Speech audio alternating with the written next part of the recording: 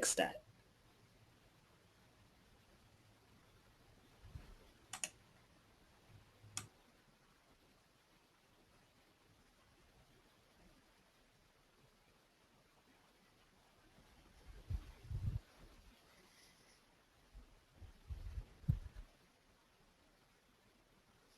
Good afternoon, everybody. Let me get this going in slideshow, and then we'll begin. We're going to talk today and next week about funding your community ministry. This is a huge topic. I've been raising money for all kinds of nonprofits and ministry organizations and churches for 25 years. It's a big topic, so I don't even think we'll cover it all in a two-part webinar. But I want you to think about how you might access money outside of your church congregation. So that's mainly what I'm going to be talking about for those of you that are with congregations. Some of you might be with parachurch or faith-based nonprofits also.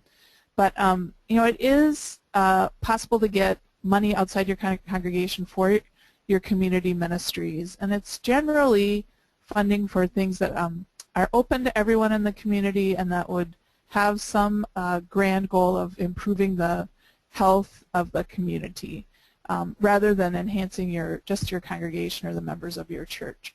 So I'm going to talk today more about just some general rules of thumb in thinking about funders and approaching funders and what they're looking for, and then I'm going to talk more specifically about individual donors that might be outside of your church and how you might access funding from them and approach them. I am a speaker and consultant. I've got my email there if you're interested in having me consult with you on fundraising or have me come in and do some speaking on this topic for, I don't know, a group from your church or maybe a group of a number of organizations.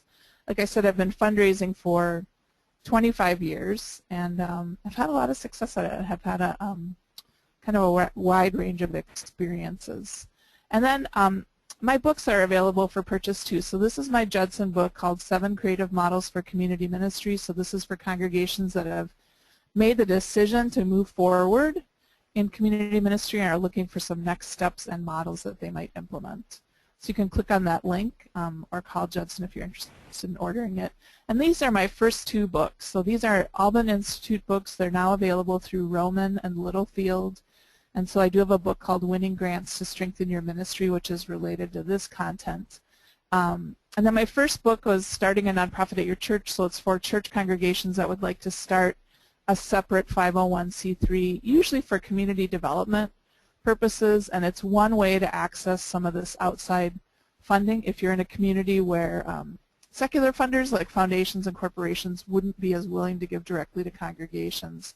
Starting a separate 501c3 can be a strategy that you could use, a model that you could use. So in thinking about this, oops, I went backwards. It's really important to develop a broad funding base. So the best scenario for you in funding your ministry would be to have some money from your church members, also some money from individual donors outside of your church potentially, because it might be possible for you to find people that are really interested in your community ministries who might not attend your church or be interested in spiritual things even. Fundraising events might come into the mix for you. I find churches often have a captive audience for fundraising events, so it can be kind of easy to put something on because you've got volunteers and then people are right there to participate. In-kind donations is another aspect of funding your organization. So those are items or services that are donated. That can be as good as cash. So in the past I've been able to secure legal services in kind, food, books, computers, office furniture. We got a vehicle donated once. When you take in-kind donations, you just want to make sure that they're usable in the ministry that you're trying to run. And then more and more nonprofits and churches are developing earned income programs. So that's when you sell something, sell a product or sell a service and get a fee back for that. Earned income would be things like rent. So if your congregation has an affordable housing program and you charge rent, that money would be considered earned income. And then church partnerships. So you know, there might be churches outside of your congregation or even outside of your denomination that would support the work that you're doing in the community. So think about those as well. It's also a good, I thought this was the cutest picture ever. It's also a good rule of thumb to pursue gifts of many different sizes. So I think any of us who've been involved in fundraising have a dream at night occasionally that there's you know, one major donor. Bill Gates calls and says, I'd like to underwrite your organization forever. And you could live off of Bill Gates' money into infinity. And that would be nice. But actually, it's not the best case scenario for you. You want to have lots of different sizes of gifts, because then when some of your major donors aren't interested anymore, or if they die, you're able to really weather the storm of changes, better able to weather funding changes. So sometimes people lose interest, sometimes their lives change and they have different expenses or a different job and they're not able to give as much or at all. Foundations and corporations famously change their minds about what they're going to focus on, so you can pretty much depend on the fact that grant funding won't continue forever. And then we had the economic crash in 2008, which really, really impacted charitable giving in this country. It's begun to bounce back and I think even exceed levels before 2008. But I'm going to tell you, my clients that had this broad funding base, they were getting funding from lots of different kinds of sources. So I had one who did a fundraising banquet every year. She had really deep individual support. She had grants from all kind of different industries, you know, corporate foundations from many different kinds of industries, family foundations. They did just fine during the recession. You know, I heard about nonprofits and churches that weren't as diversified in their funding. And they really suffered during 2008, and some of them didn't make it through. So let's talk about, what do funders really want? This is kind of just generally, so I'm thinking about, you know, grant funders, I'm thinking about individual donors. And we'll talk about more specifically about individual donors in a minute, and I have a couple other things, kinds of things that they're looking for. But really, before you start engaging in the process of fundraising, you need to learn to think like a funder. So consider the position they are in. If they're a foundation funder, they get tons of grant proposals. So I was talking to somebody recently, I think it was actually at a church, and they said they get, I don't know, 50 requests a month or something. It was some kind of incredible number. Foundations get more than that. They might get 50 in a day. So big foundations will be dealing with thousands and thousands of proposals. So they aren't necessarily sitting there waiting for yours to arrive via email or the U.S. mail. So there are people that are being inundated with requests. So they really want to be strategic about the proposals that they say yes to. They're going to really investigate and be thoughtful, I think, in most cases. So you'll also need to research them for foundations and corporations. Mostly you'll find grant guidelines online, and we'll talk quite a bit about that next week. So I'll talk much more about identifying grant prospects and writing a grant proposal next week and looking at grant guidelines. So they'll tell you what they're all about. So they'll say, these are the kinds of programs that we're interested in. This is the geographic area in which we give. Corporate foundations will usually talk about, they want employee involvement. And then in the case of individuals, you can research their charitable connections. So if you're looking at a potential major donor, you know, you'd look at the kinds of boards that they sit on, and you might actually see a pattern.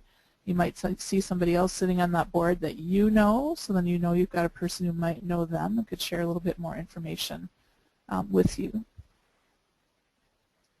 So funders look for proposals that match their values. So how are you going to find out about their values? I just talked about that. If you're going to write a grant proposal, you really, really need to read the guidelines. For a foundation or corporate funder, people who are program officers with those institutions really hate getting phone calls from grant seekers who have not looked at the website and familiarized themselves. So you want to make that phone call after you've spent some time on the website and read through the guidelines. You know, and like I said, with individuals, you can look and see what their giving patterns have been, and for families in your area that are kind of legacy givers, you know, they're philanthropists that where many generations of the same family has been giving, you can see the sorts of things that they're really interested in. So I'm in the Twin Cities. I live in Minneapolis, and so some of the people here are, some of those families give to hospitals and health care. Some give it to education. Some are really into grassroots organizations that empower people. Some fund employment programs. You can look for those kind of patterns in your research. Funders also look for money from other funders, which is kind of annoying because if you had money, you wouldn't be asking for money. But you know, the first donations to get in the door will be the hardest, and then more will follow after that because, you know, foundation and corporate funders love to see their peers giving because it's like a stamp of approval. And you know, individuals the same. Sometimes they kind of give in packs. Funders also look for measurable outcomes. If I was going to flag which one was probably most important, I'd flag this one. So by this I mean what changes in the world as a result of your work. So outcomes are results. So it's not just a list of programs or activities that are being delivered. You know, we had 50 kids per week come to the tutoring program. It's awesome. You know, you need to keep those kind of statistics and communicate to that about that. But what, you know, what happened to the kids as a result of them coming to the tutoring program? Are they enhancing their reading and math skills? Are they building positive relationships with each other? Maybe they're doing some other activities. They're learning about team building, something like that. So it's really looking at the results. And you can have, this is long-term parking, short-term parking. You can have long-term or short-term outcomes. So I do a lot of work with youth development organizations and working with kids that are going to work towards graduating from high school. You know, it kind of comes in steps. So when they're younger, you work with them on completing their homework, and then you know, helping them set their sights on what they're going to focus on in high school. Then once they get into high school, you're working on exam, you know, test prep, college entrance exam preparation, and working with them on keeping their grades up, and then high school graduation, you know, going on to college. So there's a number of different steps in the process. And I think there's often a continuum of results too. So I do a lot of work with programs that serve homeless people, and people are homeless for a variety of complex reasons. So they don't move from homelessness to stability in one big step. You know, there's a lot of benchmarks along the way, and they're small ones. So I'm going to say this to you because people in churches are often really impatient about getting to results. So we want, you know, we want people to get with the program and snap out of their situations. Maybe people at your church are not like that, but I think to be able to measure meaningful benchmarks, even if they're small, along the way. So for a homeless person, being able to say, well, I've decided I'm going to pursue my GED, so I need to call and get more information on that. That's one of the benchmarks. Then I need to fill out paperwork or fill out the form online and submit that. That would be the next benchmark. Then I need to actually go to the first session. Then I need to go to the section. So it's like that, I think, for a lot of ministries, especially if you're working with vulnerable people. I think funders are also looking for grassroots involvement and community support. So you know, if you're going to work with youth, I think it would be good if you would have talked to some youth in your community about what it is that they want and need. If you're going to have programs for new groups of immigrants that have come into your community, it'd be good to have had a conversation with them. Maybe you need to start with their leaders and then have a little broader group that gets together. Maybe some of those people are helping you plan or implement your programs or sitting on your board. You know, you'll get a lot of questions like that from funders.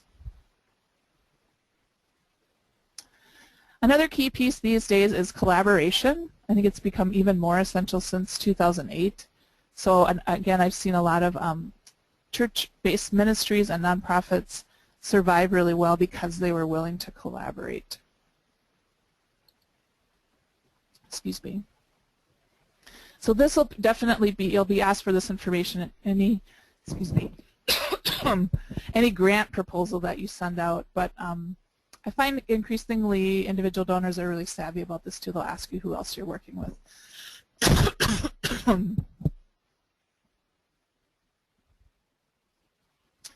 Funders will also look for demonstrated success. So what's your track record in actually pulling something like this off? So if you're new, if you're doing a startup of some type, sometimes piloting the program is a great idea because then you've got some initial results to show to the funder. Or you could say, you could partner with an organization that has a lot of experience in the field, and then their success becomes part of what you're demonstrating to the funder. Funders also like innovation. Sometimes I find this one annoying because I think like corporate and foundation funders might have kind of a short attention span and like to shift from one model or one strategy to the next one. So maybe their attention span lasts 5 years before they change their guidelines again. I think individuals often have a longer attention span. And then for corporate funders, so here we have Target-based here, Medtronic, General Mills. For those corporations, they're really, really looking to have some of their employees involved with your organization. Some of them won't give unless you've got an employee volunteer. And so, you know, in a church setting, you might just want to make sure that you're gathering that information about people on a regular basis, asking people where they work so that you can make those connections. Then we've got red flags for funders. So when I wrote the grant writing book, I went and asked funders what gets on your last nerve, and this is what they told me. You know, having financial difficulties as an organization is a real red flag for funders. So it's hard to secure grant funding for deficits if you're running a deficit, because funders want to support organizations that are financially stable. So, you know, sometimes there are good reasons for deficits, like the roof blew off in the tornado, or you had some other unanticipated expense. And in that case, you can communicate that that's what's happened and you've got a way to deal with it when you submit your financial information. Poor financial records is going to be a problem too, so if this is what your bookkeeper's desk looks like at your church, this is going to be a problem. So definitely for institutional funders, you'll be asked to provide a recent financial statement, an audit, and also a budgets for both your program and your organization. And I find a lot of individual donors ask for that level of information too. Definitely a program budget and something that's going to show them the bottom line of your organization. I think too, another red flag is to have a really unfocused plan. So when I talk next week about writing a grant proposal, you really have to be able to describe, this is what we're going to do, this is who it's for, this is how often it happens, this is where it is, you know, and clarify the steps needed to get there. So to show that you're able to deliver this thing. So we're going to open up an after-school tutoring program in the basement of our church 2 days a week. Well, in order to do that, we're going to need to make connections with the schools to identify kids and to promote this. We're going to need to find some volunteers from our church and elsewhere. So that means getting together a volunteer job description, developing communication materials. We need supplies. We need to make sure the space is set up properly and clean. So you're probably going to need to get down to that level of detail, particularly for grant funders. Unrealistic budgets are also a real problem for people. So I would say this is on both sides. A lot of people can spot a padded budget a mile away. So these, you know, you've got your program expenses, but then you've thrown in a bunch of other stuff just to make sure it gets covered. And then I also think it's the flip side. So I think as Christians, a lot of times we think we need to spend as little money as possible on something because, gosh, we wouldn't want to actually spend what was needed. We want to be thrifty. I've talked to a number of individuals and program officers who just say, you know, just tell me what it's going to cost to actually pull this thing off. If you can't do it for $20,000 and it's actually going to cost you $35,000 to do it, then tell me that. Doesn't mean that I'm going to give you all of it, but it shows to me that you've been thoughtful and you're being realistic about what you need. I think another red flag is staff without the needed skills. So this is particularly if you're running some programs where you're working with, you really need credentialed people. So, you know, working with vulnerable populations, obviously if you're going to have a counseling center at your church, you'd have to have people with credentials. But I also think things like, at least here in Minnesota, it used to be that you could hire anyone to run your youth program, and now there's like a credentialing process there, and training and quality improvement standards that are coming out of the University of Minnesota. So to be able to demonstrate that you have people that fit with the work that you're proposing to do. And then the flip side of that is having collaboration is the lack of collaboration. So if you're kind of a lone wolf congregation and you're not real interested in working with other institutions or people, it's probably going to be a problem for a lot of funders. So you'll definitely be asked about this on grant proposals, to list your collaborative partners and how you work with them. I think it used to be that you could just have a friendly conversation and include another group on a list like that. Now funders are really pressing in to say, you know, how is it that you're meaningfully working together to accomplish this? So collaboration could include things like planning together, like you worked with several other groups or a coalition to actually put these ideas together. Might include sharing space, sometimes sharing staff even. And then another red flag is that people closest to the organization don't give to it. So here it looks like a board meeting. People are having a board member Christmas party that everybody's smiling, but only half of them give to the organization. So usually funders are going to talk to you about your board of directors and whether or not 100% of them give to the organization. It doesn't even need to be a specified amount. It's just the participation. Because if people that are closest to what you're doing can't give, then why should someone else give? And I think that's a really good question. And then if you've had legal problems or other scandals recently, that's going to be a problem too. And oh, I feel really sorry for you if your organization has gotten really negative media coverage. These days you can't just wait for it to die down because it's permanently there on the internet. I've seen groups recover from this sort of thing by putting new management and leadership in place, addressing the issues that came out. So if it's financial mismanagement or some money disappears, for example, you've got you know, your director on suspension while it's investigated, and you probably put some new board members in place, maybe an interim director, or you hire an accountant to come in and straighten that out. So it's possible to bounce back from it, but yeah, I don't know if you want to send off the big proposal to Mr. and Mrs. Moneybags in your community if you've got something like that on your plate right now. So I'll talk for a few minutes about individual donors in particular. I think this gets overlooked. I think as someone who's been going around the country speaking on fundraising for a lot of years, I think people kind of glom onto the grants idea and maybe think less about individual donors. And I'm talking more here about people outside your church who might give. Money from individual donors is actually better than grant money for a few reasons. Part of it is that you can ask for money more than once a year. So don't be shy about it. People might be willing to give you money more than once. Individual donors will often give over the long term. So if you keep cultivating those relationships, people might give you money long term and give you more each year actually. And you can also cultivate the relationship to ask for larger gifts. Another great positive is that they might be willing to connect you to other individual donors. I think a downside of this is that it does take a lot of time.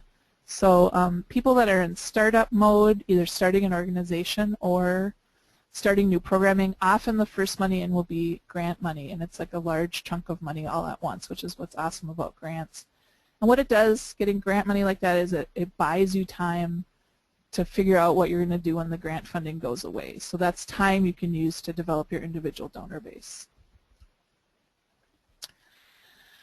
I think you ought to start with the people in your church to fund your community ministries. This might be controversial with some of the people in your church, but I always started there. I've been the head of 2 church-based nonprofits, and I always insisted that the nonprofit be able to ask for gifts from church members. I think it was 3 times a year. So we arranged it, you know, we specified when and what it would be for, to be organized about it.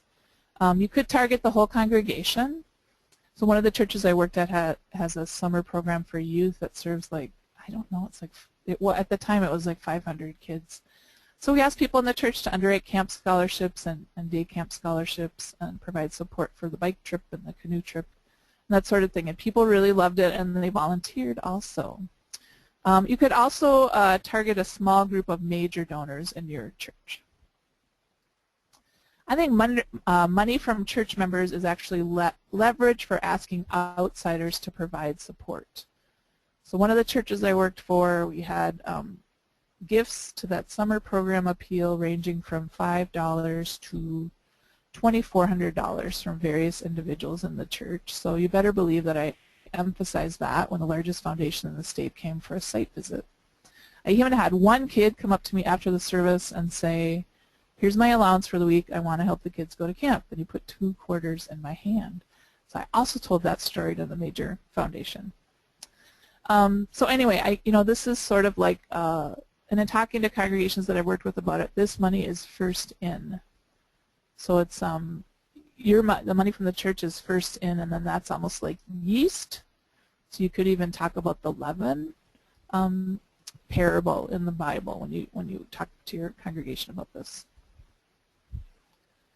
So here are a couple other reasons why individuals give. So I talked more broadly about what funders are looking for and what really ticks them off. But this is very relational, building a base of individual donors. So having a connection to someone who is involved with your ministry is going to be really critical here. So sometimes I work with people and they say, well, we're just going to look in the newspaper and identify the 5 richest people in our metro area and go find a way to get to them. And I don't think that's usually the way that it works. So this is really a major networking effort. It's really getting to know the people in your congregation so that they can help you build bridges to some of the individuals that you might ask, and then being out in the broader community also meeting people. Another thing to think about with individuals is you could go ask people who have a historic connection to your congregation. This is a really old church photo. People who have moved away or even go to other churches but have a real spot in their heart for, Park Avenue United Methodist Church in South Minneapolis and the ministries that they were doing to the community. Don't let them drop off your list. Keep them. And sometimes it's a generational thing too, so it's almost a legacy deal if someone's family helped found the church or there were generations of family members who went there. Don't assume they're mad at you or have forgotten about you. You could reconnect and they might be willing to give. And then I would say more and more these days individual donors are really into return on investment. This would be an excellent return on investment, the graph that's shown here. So what difference is their money going to make in as specific terms as possible? So this is that outcomes and impact piece again. So I'll talk about putting together a one-pager for major donors, and this would be a really important part of it. Another important strategy with individual donors is to separate smaller donors from major donors, and the definition of what major is for your ministry will vary. So I've a lot of the time I've had 2 fund development director jobs, and I've consulted with a lot of groups. A lot of times that number is like about $500 or $1,000. Might be more for your organization, might be less. So figure out what major is. And I think when you have smaller donors, you're probably going to approach them through a mailing of some sort or an event. And think hard about what kind of mailing people would want to get. Would people on your list be more likely to respond to snail mail, that is sending something U.S. mail? Or would they respond better to an email or maybe an invite to a Facebook event? So I'm seeing more people do events on Facebook that aren't actually events. It's like a giving opportunity. Or maybe they want to come to a party, so you can talk to all of them at once. Because if you have $10 and $25 donors, you appreciate their gifts. You need those people if you want to have a variety of size of gifts. But going to meet with them individually is just not going to be time effective. And smaller donors probably get a more general appeal. So, like I talked about that summer program for kids, you're just probably asking them to give kind of generally to the pool of money that funds that. Major donors would get a more personalized appeal, so you'd think about what those particular people are interested in. And then you'd put together, you'd ask them for funding for that. So maybe somebody is really interested in education, and you're doing a day camp focused on math so that kids, in a fun way, in the summer, kids don't fall behind, because there's a lot of evidence to show now that kids that are not in summer school in the summer really fall behind in their learning and have to play catch up again. Kids that don't get enrichment activities. So I've been reading a lot in the last year about the difference between upper middle class and upper class kids and what they do in the summer, and kids that are lower middle class and low income, and they don't get the access to the enrichment activities that other kids do.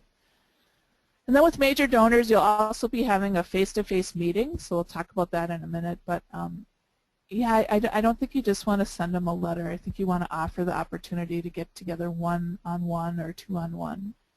And major donors get a tailored proposal, like I said.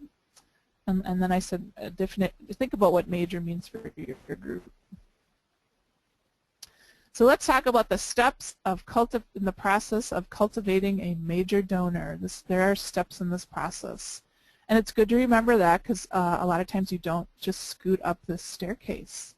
You'll maybe stay on one of the steps for a little while as you're moving up the staircase. I like this. I'm not exactly sure what it is, but it looks like Rome or something. Here's what you'll need before you meet with a major donor. So you need a person to connect you to the potential donor. So you're not going to ambush somebody at a restaurant or kind of randomly call them on the phone. You need somebody to make that connection. You'll need a one-page concise statement of your work. So I'll talk some more now about what a one-pager is like. A one-page budget, probably for the program. So a lot of people now are more interested in funding programs than giving general operating money to an organization. So that may be a little different for you if you're like a new organization or brand new ministry. You've only got one program, or kind of it's easy to explain it. But your one-page budget may be for a specific program activity that you're asking them to fund.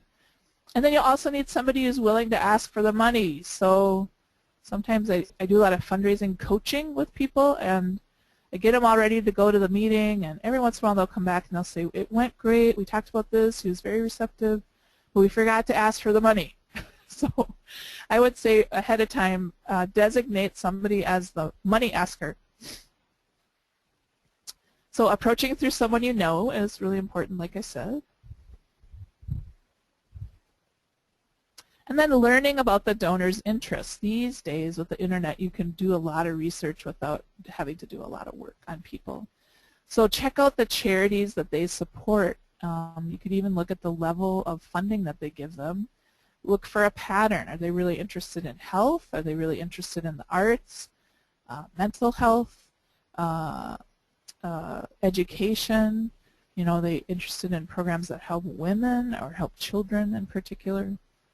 You might find out also about their work, their day job, their hobbies, their personal interests, maybe their family members. And that, I don't know, maybe that sounds sort of strange to research somebody's personal life too, but I found when I meet with people, it can really be a nice icebreaker to be able to say, oh, I saw you travel to China recently. That sounds fascinating.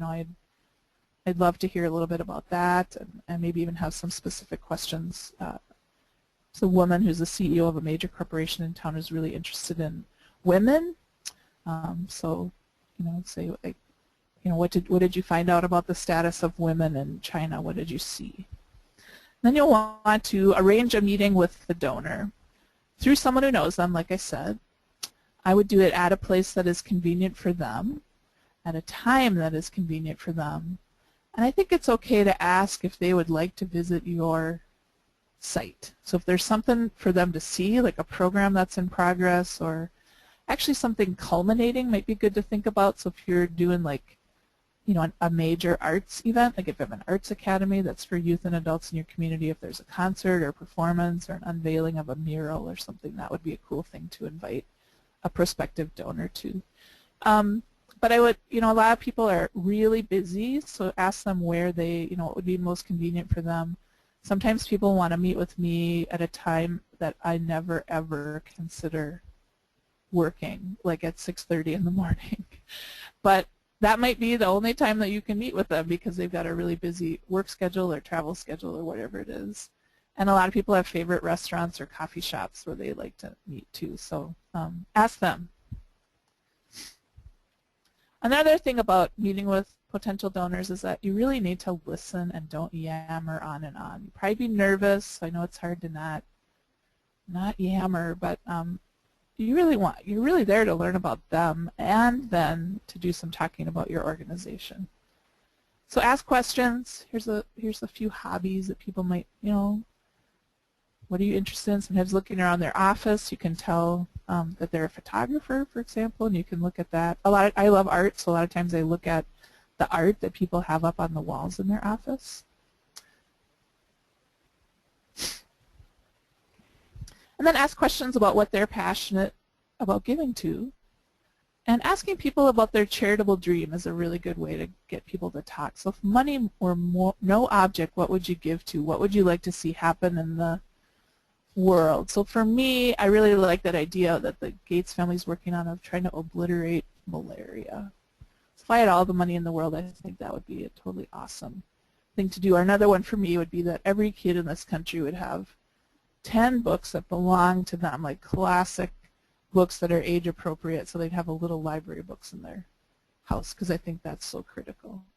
So ask people about that. And you know, we've done some research so you know about what it is that they're supporting. So just, you know, what's your interest in, particular interest in low-income women and helping them get on their own 2 feet or start businesses or whatever it is that they're supporting.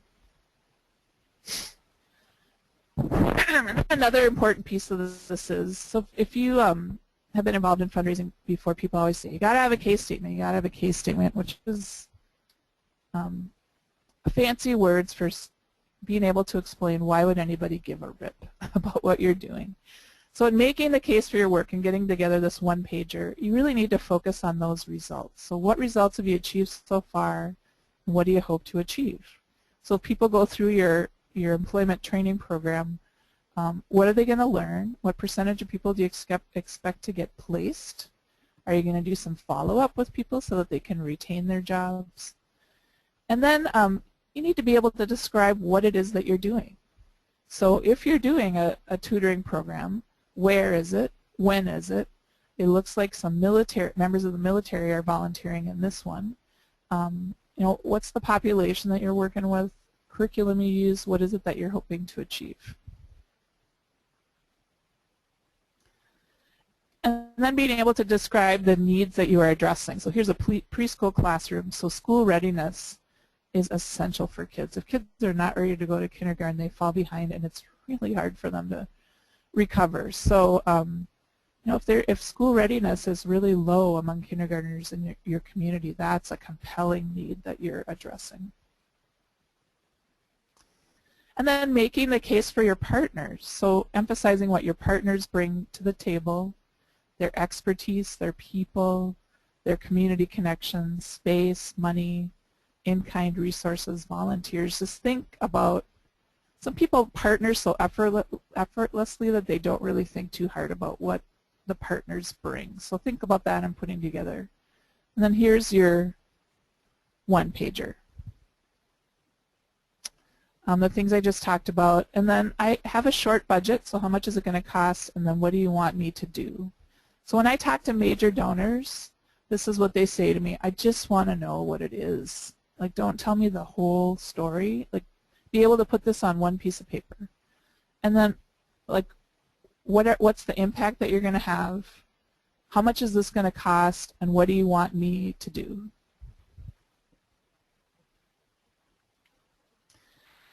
And then along with your one-pager, I'd put together some giving packages. So this is what I mean by that. Giving opportunities that are focused on a particular program, item, or outcome. So you might ask someone to underwrite a staff position, provide college scholarships for 5 students, or underwrite the launch of the tutoring program, for example. And then you'd have a budget that relates to that. And you have to remember to ask.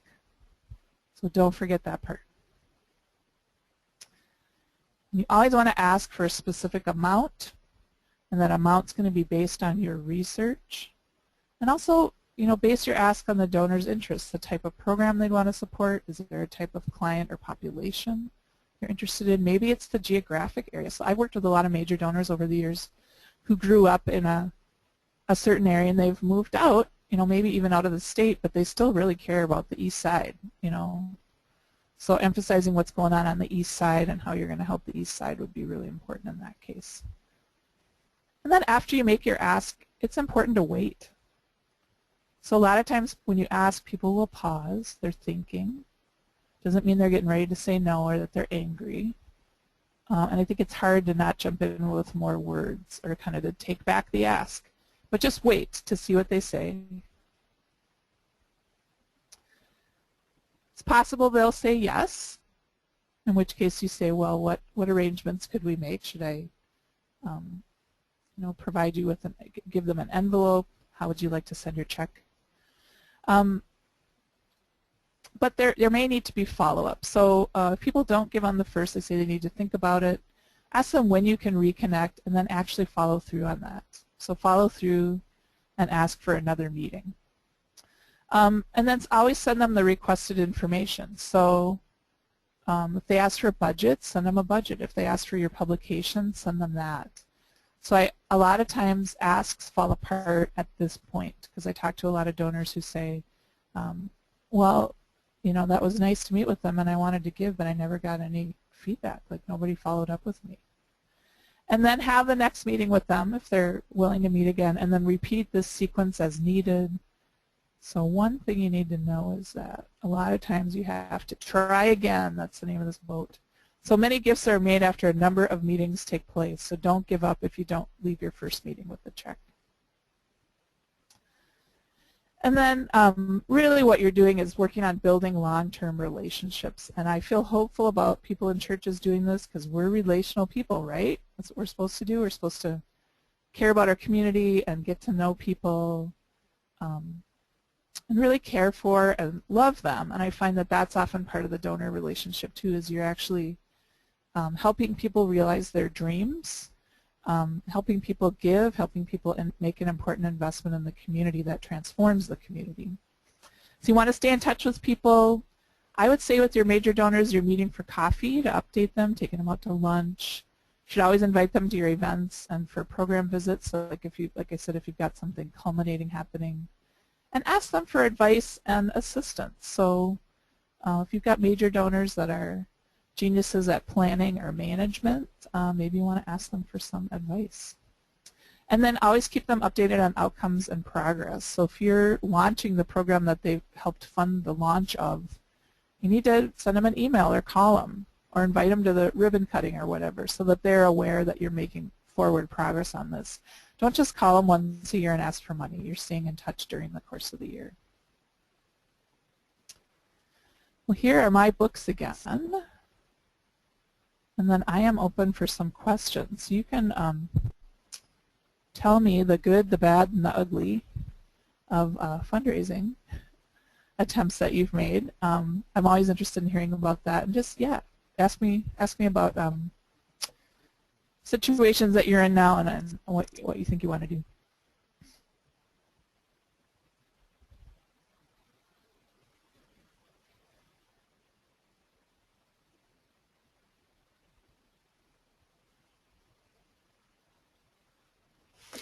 All right.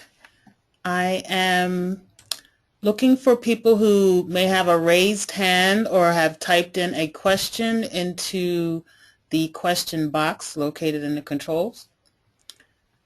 Does anyone have any particular questions for Joy? Okay, I have one. I'm going to open up the line to Barbara. Hi, Barbara. Can you hear me? Yes. Hi, can you hear me? Yes. I have a question. I have a ministry, a para-ministry, and I'm not good at funding, which is why I'm doing this. So this is something that I want to make it an independent. Well, I'm thinking that we lost her. Hello? It's a group of ministries that, hello, can you still hear me? We lost you for one moment. I'm sorry. That's okay. I've been having sound problems. You've been going in and out the whole time. But because it's new and because I'm trying to move from being under the umbrella of one of our church organizations into being an independent organization, when you talk about showing a track record or past experiences, this is totally new. I've been doing it for several years, but I've been pulling all the money out of my pocket because. Well, I think if you've been doing it, then you have a track record. Okay, That's what I'm talking about, is the ability to deliver on it. Oh, okay, I thought you meant as far as Yeah, I don't. Hello? Yeah, I think we. Well, I can talk more to respond to her question. So, okay. yeah, I think you know, your program might be new, but you're not. So, No. you know, whatever expertise that you brought to the table, and then your experience over the past couple of years actually implementing this, is what funders would be interested in. Okay, it was actually the subject of my doctoral dissertation. Okay. And I just kept it going. Better yet, you're an expert. So. Yeah, and basically what it is primary prevention education for teen girls to mitigate their becoming victims of human trafficking. Wow. And I realize meeting with 10 to 15 girls once a month myself is not going to impact the problem. But if I redirect that and train other congregations how to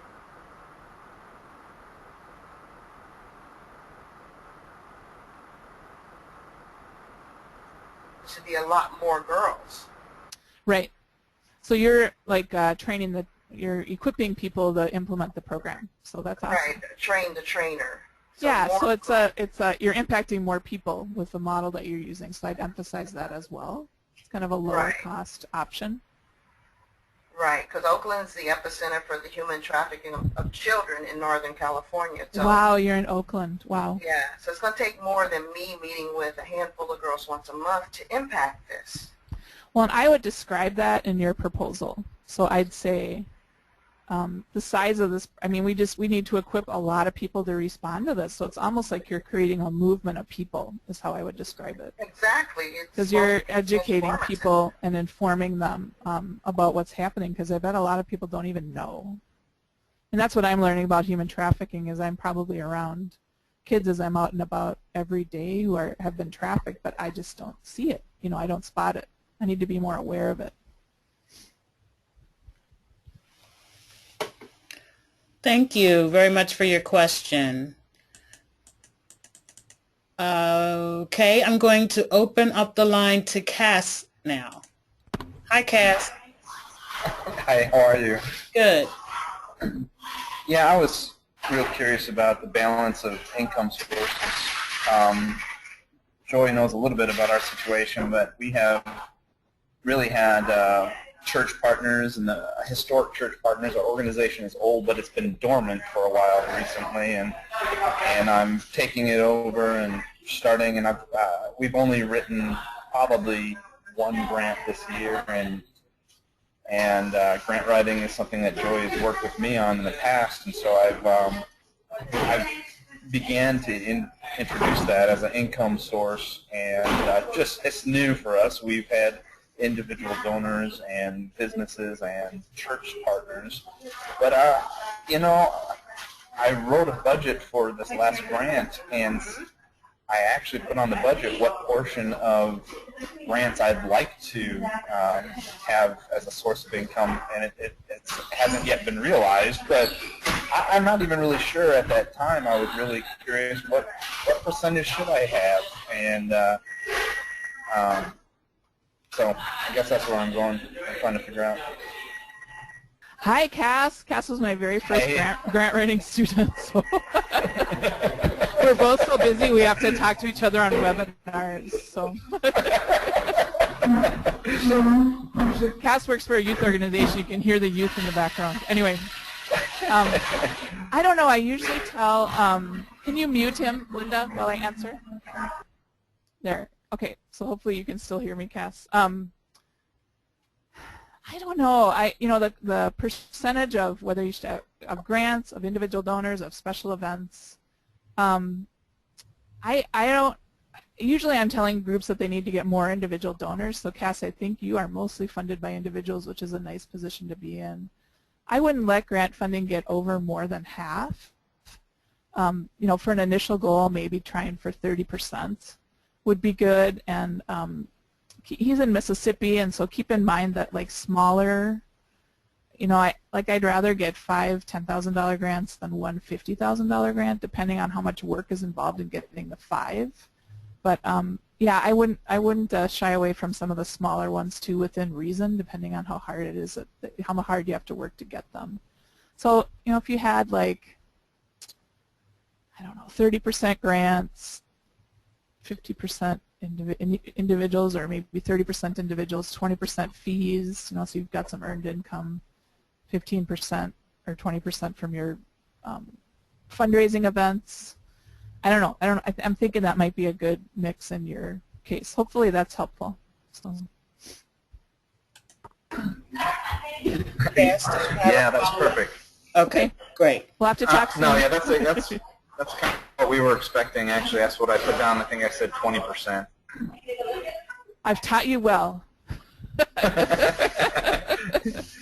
Thank you, Cass.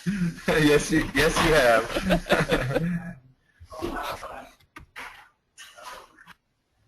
All right.